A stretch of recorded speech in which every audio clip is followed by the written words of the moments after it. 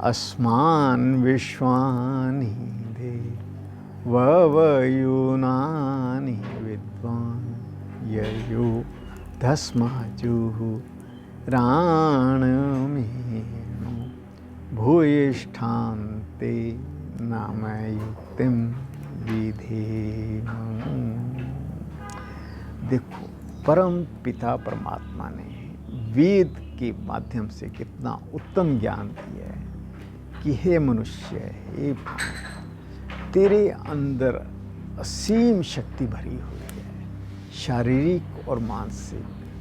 तेरे अंदर ज्ञान का स्रोत फूट रहा है, पर हमें जरूरत है उसको उजागर करने की।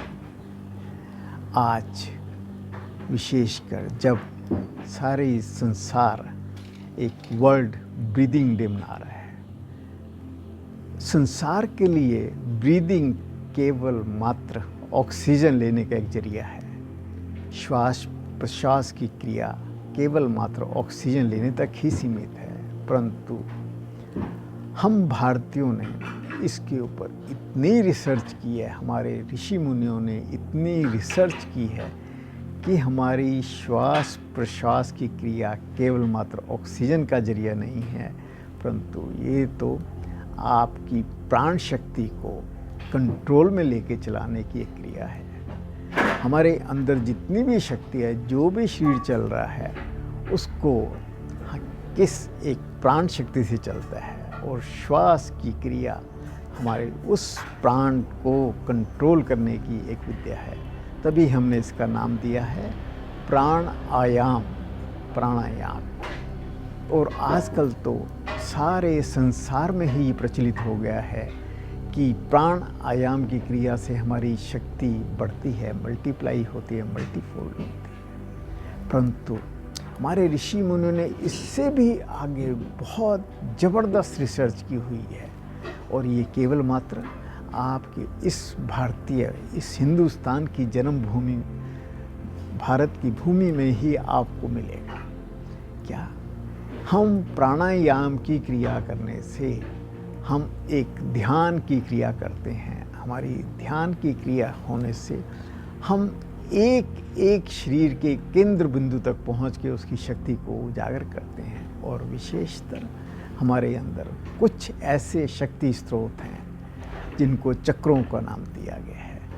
चक्र वो शक्ति स्रोत हैं, वो शक्ति के बिंदु है, केंद्र बिंदु हैं, जहाँ पर खाली ध्यान करने मात्र से, खाली श्वास प्रश्वास की क्रिया के द्वारा ही हम उन शक्तियों को उजागर करते हैं। हर चक्र एक विशेष शक्ति लेके अंदर बैठा है।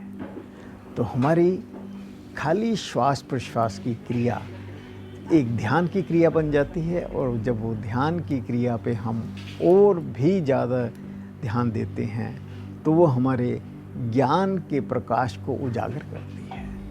हमारे अंदर असीम शक्ति, असीम ज्ञान छुपा हुआ है, और ये श्वास प्रश्वास की क्रिया हमारी उस ज्ञान के प्रकाश को, जो कि हमारे अंदर पहले ही विद्यमान है, उसको मल्टीफोल्ड करने की एक तरीका है।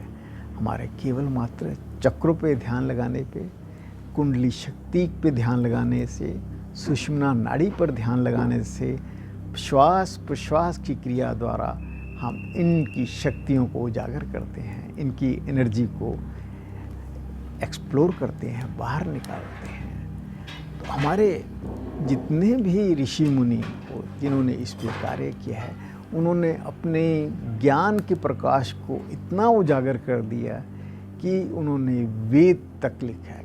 वेद का एक एक मंत्र आपके ज्ञान के प्रकाश को उजागर कर रहा है। आप देखिए कितना असीम ज्ञान है वेदों में, और वो कहाँ से पैदा हुआ? हमारे ध्यान के द्वारा, श्वास प्रश्वास की क्रियाओं के द्वारा।